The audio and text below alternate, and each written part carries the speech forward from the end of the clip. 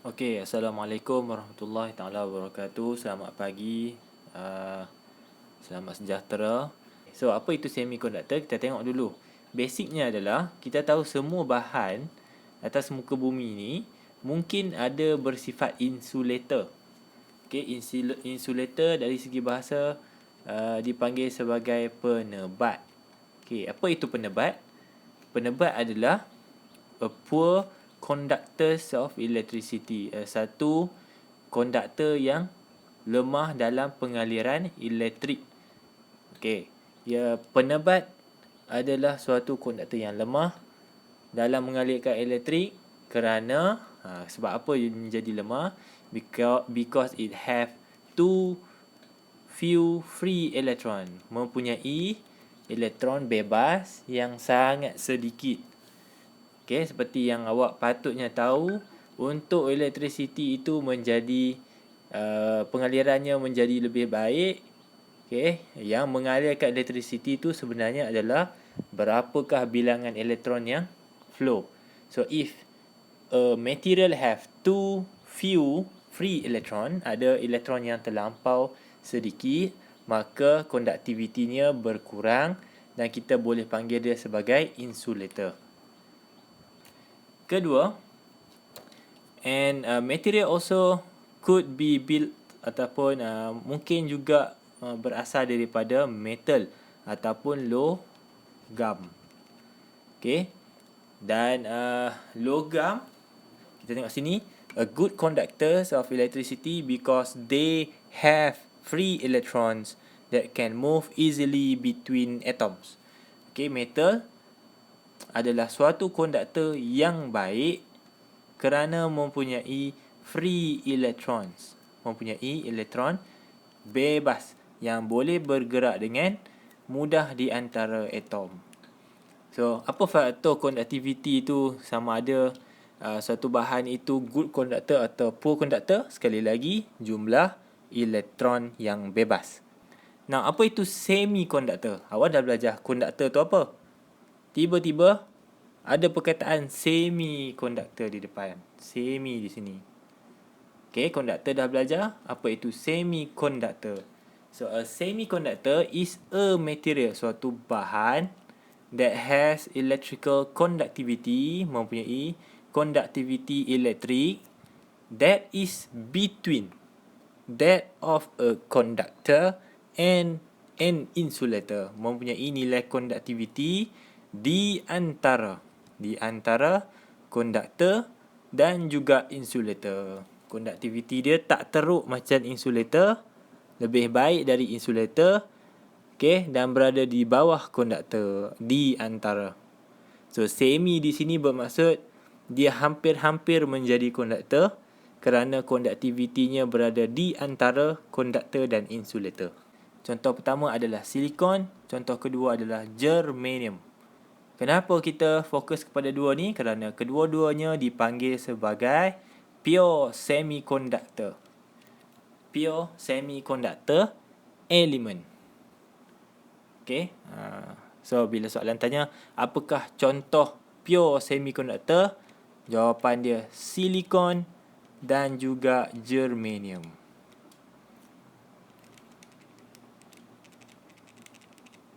Lebih lanjut lagi berkenaan semiconductor, the resistance, nilai rintangan untuk semiconductor adalah di antara konduktor dan insulator. Okay, pada suhu kosong Kelvin, at 0 Kelvin, it behave as an insulator. Pada suhu kosong Kelvin, ia mempunyai sifat sebagai penebat.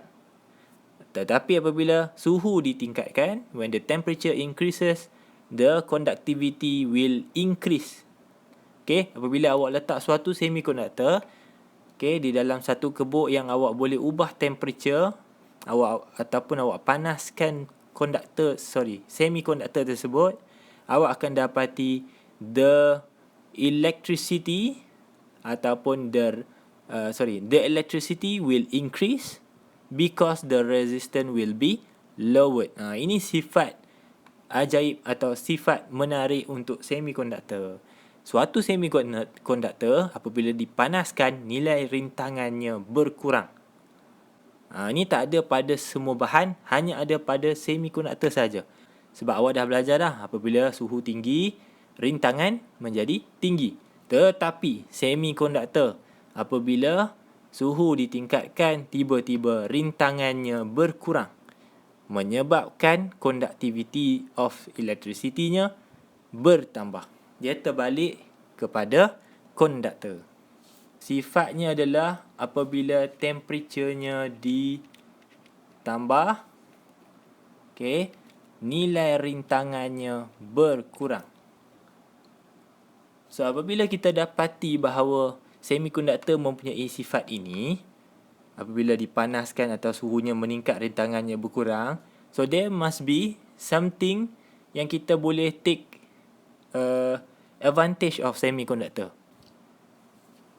Alright. Apa specialnya semikonduktor? The electricity conductivity in semiconductor occurs because there is two type of charge carrier.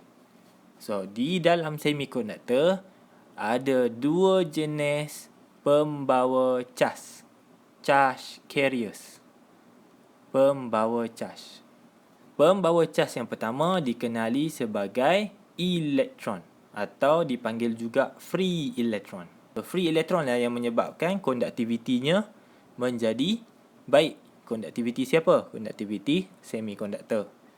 Yang kedua adalah holes ataupun hole. Yang kedua ya. Ataupun dalam bahasa Melayu dipanggil lohong. So, elektron bebas dan lohong adalah dipanggil sebagai pembawa cas. So, kalau awak belajar kimia, silikon, silikon ada 4 electrons in the outermost shell. Kalau cikgu kimia ajar, suatu atom, katalah atom tu silikon lah dalam kes ni. Dia ada petala-petala dia. Dia ada shell dia. The outermost shell of a silicon have 4 electron, yang kita panggil electron valence, dekat luar sekali. Luar sekali ada 4 elektron. And all 4 of them are shared between 4 other neighboring atoms to form covalent bonds. Ini belajar kimia kan? Kalau awak belajar kimia, awak mesti fahamnya. So, ada 4 elektron valence.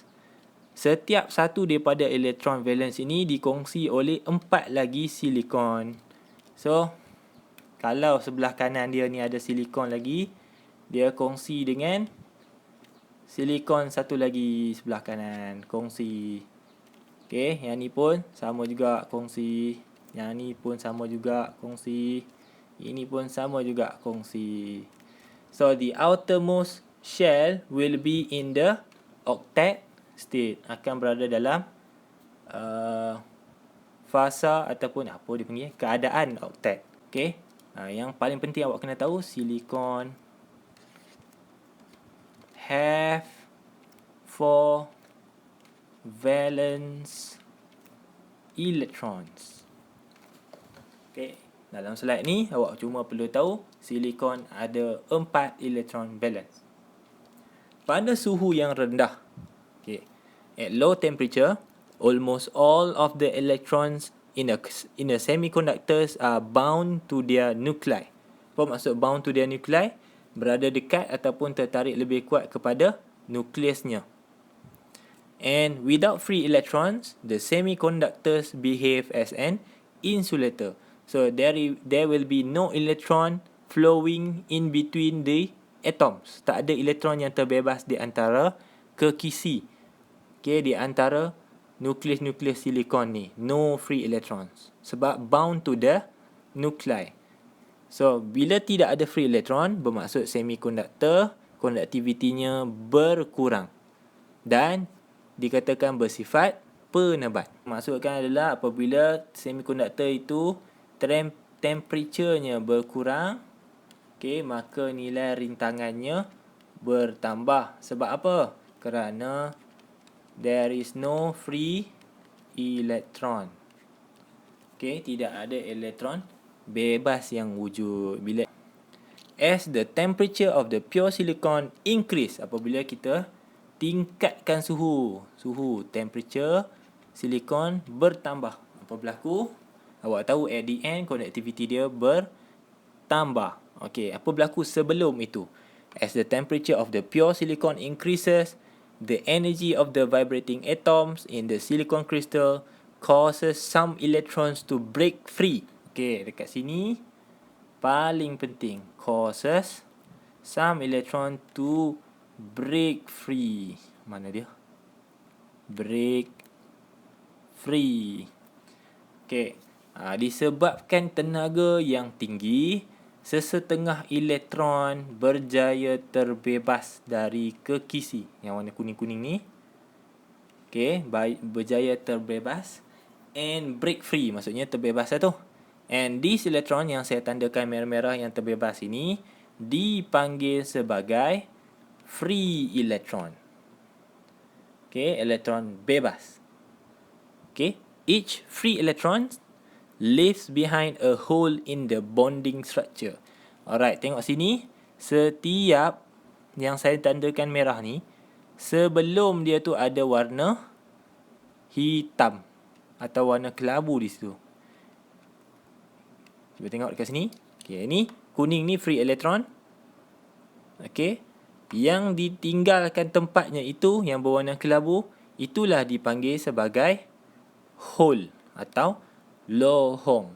Okay, so kalau elektron duduk sini, dia dapat tenaga and break free to this side, dia gerak keluar, dia dipanggil elektron bebas. Tempat yang dia tinggalkan tu dipanggil lohong atau hole. The hole behave as if it has a positive charge. So the hole have a positive charge. The free electron are negatively charged. Okay, so electron charge dia negatif. Okay, hole charge-nya positif. Kita baca. When a potential, ni kita letak silikon, kita sambungkan dengan bateri. Kita nak check betul ke conductivity bertambah. Okay, kita check. When a potential difference is applied, the free electron are attracted to the positive terminal. Kita tengok positive terminal kat mana? Sebelah sini ya. Ni positif. Sebelah sini negatif. So apa berlaku adalah the free electrons being a negatively charged, it will always attracted towards a positive terminal. So electrons yang bebas di dalam silikon akan tertarik ke arah positively charged. Okay, ada satu bahagian lagi dipanggil, yang saya letak E plus ni dipanggil sebagai, E plus ni mewakili simbol kepada hole. So hole, positively charged, always attracted towards the negative terminal. Okay, and this movement later on creates electricity. Okay, so since the number of electrons and holes in a pure semiconductor is low, thus its ability to conduct electricity is low too. Okay, so silicon, walaupun dia ada sifat ni, silicon dia ada free electron dan juga holes, tetapi bilangannya, numbers, are too low. Unfortunately, malangnya, silikon pure, okay, silikon yang pure, maksudnya tak ada tambahan apa-apa, silikon yang pure mempunyai nilai elektron bebas dan holes yang terlampau rendah atau rendah. Itu bad side dia. Malang sekali bila kita kaji, rupa-rupanya silikon ada elektron dengan hole yang sedikit saja. Jadi conductivity dia juga agak rendah. So apa kita buat daripada sini? What we are going to do after this? Kita dah tahu dah dia cukup bagus, tapi kita nak adjust dia. Macam mana kita nak adjust dia bagi baik juga? Okay, sebelum tu, okay, kita dah tahu dah salah satu cara untuk kita dapatkan the best out of the semiconductor, kita nak juga guna semiconductor, kita terpaksa menggunakan suhu yang tinggi. So, apa-apa alat yang kita nak gunakan supaya konduktivitinya bertambah, kita mesti letak semiconductor, but that particular material atau that particular barang yang kita gunakan tersebut mestilah mempunyai atau berada pada suhu yang tinggi, which is we couldn't afford to do it. Takkan kita nak guna satu barang elektrik, kita nak pergi letak dia dekat tempat yang panas, ataupun kita nak pakai heater pula. Kita nak bagi suhu dia tinggi kan, kita nak conductivity dia tinggi, kita letak heater dalam tu. Tak boleh lah, tak sesuai, which is not suitable. So we come across a new way, which is by adding impurities, dengan menambahkan suatu bahan lain, impurities ke, apa dia panggil, satu bahan lain ke dalam semiconductor tersebut, dipanggil prosesnya adalah doping. Okay, D-O-P-I-N-G, doping. Pernah tak tengok orang pakai topi? Topi jenama dope, D-O-P-E-D, dope. Mesti pernah, ataupun korang pun ada topi tu kan. Orang tahu ke apa maksud dope tu? Okay, Lee Chong-wei sebelum dia bersara, dia pernah membuat ujian doping ataupun doping test. Apa maksud doping test tu? Siapa yang kantoi doping test ni memang innalillah lah, habislah career dia. Apa maksudnya? Doping test adalah suatu ujian di mana mengkaji kandungan di dalam badan atau dalam air kencing awak atau dalam darah awak sekalipun, untuk mencari bahan-bahan terlarang di dalam badan. Contohnya dadah. Ini saya tak buka cerita pasal semiconductor lagi ya. Saya nak beritahu awak dulu apa maksud doping dulu. So doping test ni, bila awak ni terlampau terror sangat, katalah awak juara dunia berturut-turut lah awak menang kan, orang pun suruh awak buat doping test lah untuk mengkaji betul ke awak ni menang sebab talent atau menang dengan bantuan bahan lain. So doping test untuk mengkaji ada tak awak intake dadah ataupun bahan terlarang dalam badan awak supaya performance awak meningkat. So doping maksudnya memasukkan sesuatu ke dalam semiconductor pure. Saya padam balik dadah ni sebab tak ada kaitan dengan dadah pun. Cuma jalan cerita dia, saya nak bagi faham apa itu doping. Alright. So doping itu apa? Doping adalah memasukkan unsur lain ke dalam pure semiconductor. Contohnya ini silikon. Silikon adalah pure semiconductor kerana di dalam atomnya tidak terdapat unsur lain melainkan silikon. So kalau saya tunjuk kat sini, ni silikon, hujung ni silikon, tengah silikon, hujung ni pun silikon. No other substances other than silicon itself. So silikon dengan germanium, dalam dia ada silikon dan germanium atom sahaja. So in doping process, we are going to add on impurities, satu bahan lain ke dalam semiconductor pure tersebut. Tengok sini, kita telah memasukkan bahan-bahan lain ke dalam semiconductor. So doping is a process of adding certain amount of specific impurities. Kita masukkan impurities pada kadar yang tertentu. Kita bukan masuk ikut dan je. Okay, kadar tertentu to a pure semiconductor to increase its electricity conductivity. Syaratnya adalah the atom of the impurities, satu atom yang kita nak masukkan ke dalam silikon tadi, mestilah mempunyai saiz yang sama atau hampir sama. Almost the same size or same size of the semiconductor. So kita kena cari bahan yang saiz dia lebih kurang atau sama dengan silikon, baru dia boleh fits in. By adding different kinds of impurities, the two types of semiconductor can be obtained, which is the N-type semiconductor and P-type semiconductor. So semiconductor yang awak belajar sebelum ni ada berapa jenis? Silikon dengan germanium tu adalah jenis pure semiconductor yang tak ada bahan lain. Bila kita tambahkan sesuatu bahan untuk meningkatkan electricity conductivity-nya, pengaliran elektriknya, kita akan dapat dua jenis semiconductor, iaitu N-type dan P-type. So, impurities atoms yang kita nak letak dalam semiconductor tu ada dua jenis. Pertama dikenali sebagai trivalent atom, kedua dipanggil sebagai pentavalent electron. Trivalent, tri di sini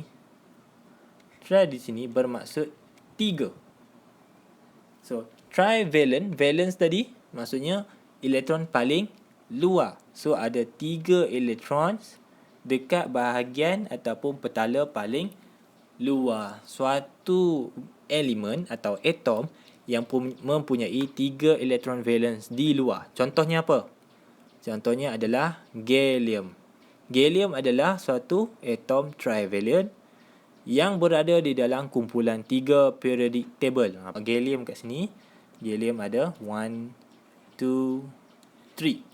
3 elektron valence. Sebab okey, tu pilihan pertama. Pilihan kedua, boleh juga kita dopekan semiconductor tu dengan pentavalent element. Penta atau yang ada kat US tu, yang Donald Trump duduk tu, dipanggil pentagon. Dia ada 5 bucu atau 5 sisi, 5 sisi.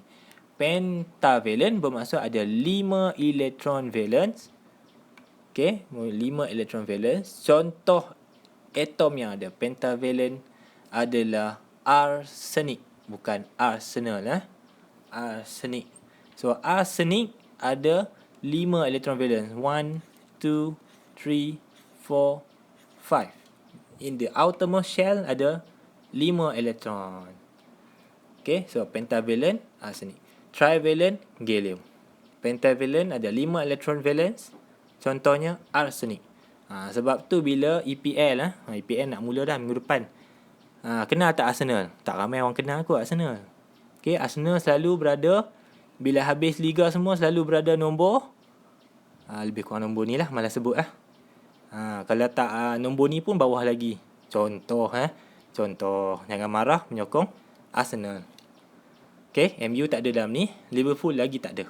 Kita tengok, N-type semiconductor is produced when pentavalent. Okay, Chelsea lagi tak ada. Ali Zakwan, Chelsea tak ke mana tah. Okay, N-type semiconductor produced when pentavalent atoms are added to intrinsic semiconductor atom. So, N-type bermaksud suatu semiconductor yang apabila silikon tambahkan dengan unsur pentavalent. Okay, macam mana nak faham? Saya tunjuk sini ya. So, ni N-type. So, N-type caranya adalah kita ambil pure semiconductor. Contohnya silikon. Kita dopekan. Tambah di sini adalah proses doping. Okay, we dope with pentavalent element. Pentavalent atom. Apa contoh pentavalent tadi? 5 tadi. 5. Nombor berapa 5 tadi? Siapakah pasukan EPL yang selalu berada di nombor 5 dan ke bawah? Jawapan dia Arsenal. Arsenic. Okay, arsenic. Okay, so silikon mempunyai berapa elektron valence? Silikon ada 4 elektron valence. Okay, manakala arsenic ada berapa? Arsenal selalu nombor 5 dan ke bawah, 5 elektron valence. So, when we dope this kind of semiconductor atau these two atoms together, okay, cuba tengok 4 elektron valence akan berada ataupun neighboring dengan 5 elektron valence. Okay, 4 neighboring dengan 5. Total up, kita cuba total up. Dia akan dapat 9 elektron valence. Which is lebih exceeded. Okay, untuk sesuatu mencapai octet, berapa elektron valence yang perlu ada? Jawapannya 8 electron valence. Okay, but now we have 9 of them. Kita ada 9. Terlebih ke terkurang? Okay, soalannya adalah kita terlebih elektron ke kita terkurang elektron? Jawapan mudah dia, kita have extra electron. So we have extra electron. Okay, that means that we have a free electrons. Okay, kita ada suatu elektron bebas yang tidak berada di dalam oktet. Oktet sepatutnya 8 je. 4 campur 4 sepatutnya. Tapi sebab arsenik 5, kita dapat 9, kita ada suatu elektron bebas. Free electron. So N-type will have a charge carrier yang bernama free electron. Okay, pembawa charge untuk N-type dipanggil free electrons. Dan ini juga menyebabkan namanya dipanggil sebagai N-type. Siapa tahu kenapa dipanggil N-type? Kerana elektron bersifat negatif.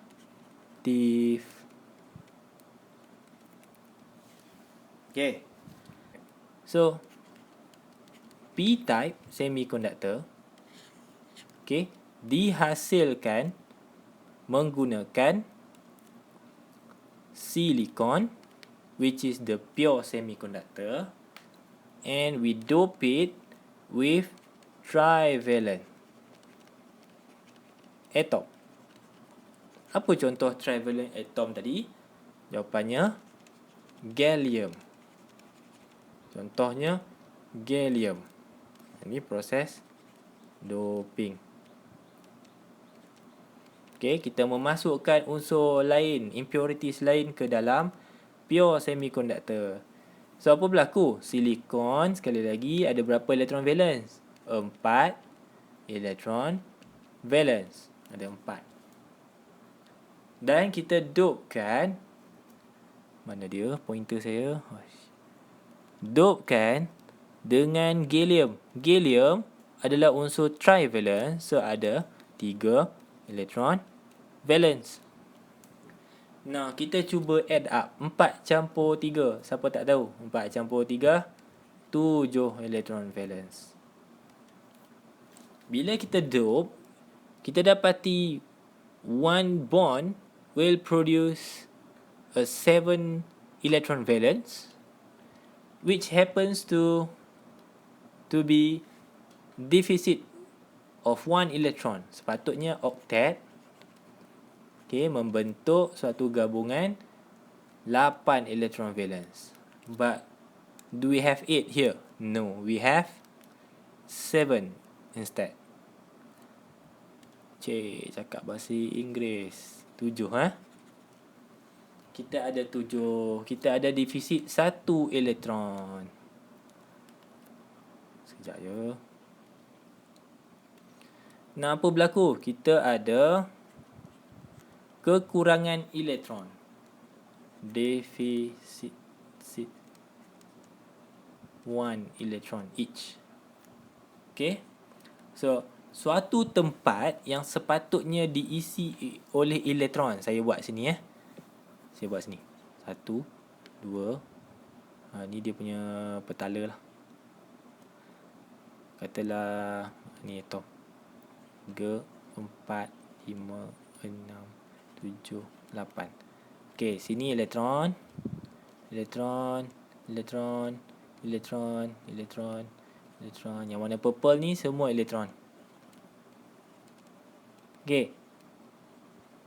In the outermost shell ada 7 tempat yang telah terisi dengan elektron, tetapi ada suatu tempat yang tidak terisi.